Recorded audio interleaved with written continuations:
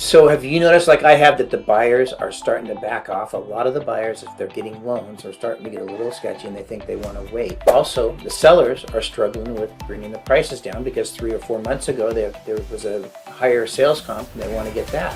So what can we do about that? I've got 2 great, powerful ideas that you can use. And it's all numbers based, so it's hard to fight. Number 1 is a seller buy down. We can talk about that strategy in a little bit. And number 2, which I think is more important for today, is just getting the buyers back in. Does it make sense to buy right now with the higher interest rates? With the possibility that we're at the top of the market, with the possibility that rate values will go down. That's what all the buyers are going through that are backing down right now. They're getting nervous about all of these things. But we're going to look right now at a rent versus buy scenario that I did for a client. It was the client had a $2,300 rent, so really low. But they wanted to get a little bit bigger house, and when they ended up going into the numbers, it's going to be $4,800, $2,500 more a month. Would that make sense? Well, I looked at it over 12 years, and it makes sense even before then, but 12 years because that's about people are staying longer in their houses right now. And check this out. So we looked at buying a $900,000 house with 20% down, so that would give us a $720,000 loan, versus renting at $2,300, right? So with an annual rent increase of 5%, which is probably too low anyway, as well in this market we're in. What happens here? Over 12 years, the new buyer, the new owner of a house, is going to pay $251,000 more than you would if he paid rent. So it seems like that's a no-brainer. You stay renting, right? Well, let's look at the green here.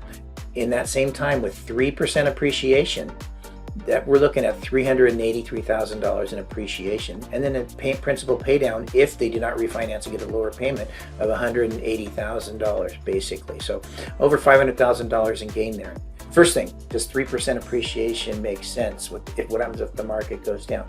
We had over 20% appreciation last year. We've had over 40% appreciation in the last 2 years. So even if it went down 10 or 15% and just had a normal appreciation rate, 3% would be very realistic. So I think that's a safe number that you can work with your buyers. A conservative number. What happens then? So if we have that going on, it's not going to be great in this first few years. They're going to be paying more without the appreciation and the principal reduction coming in. But look what happens at year 4, 1, 2, 3, 4, 5, 6, 7, 8, 9, 10. They're up. They're in pretty positive territory, and the net gain at the end of 12 years is $251,000. And how's that work? Well, let's say we have initial closing costs of $10,000 for the new buyer. He has a $251,000 that they're paying more, and then we have a cost to sell of $76,000. So we're even given an exit strategy on this. Okay, so that all of that is offset with the appreciation gain, with the amortization gain, a little bit of tax benefits, and they're better by $251,000. That's almost $21,000 a year over the 12-year period.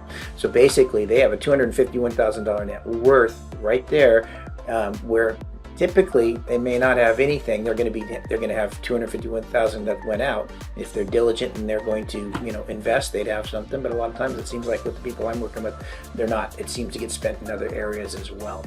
So that's a built-in savings and wealth tool, this house, that we can get them. So it makes a ton of sense. This is a great way to customize a scenario for your client to get back into the buyer's market. So call me if you'd like to go over this. Call me if you'd like to do a customized scenario for one of your clients. And don't forget the rent versus buy. I'll go over that next week, but I wanted to throw it out there for you as well. It's a great tool to get the buyer and the seller to get into escrow. Have a great day. Call me and we'll talk about anything you have on this video that I sent out.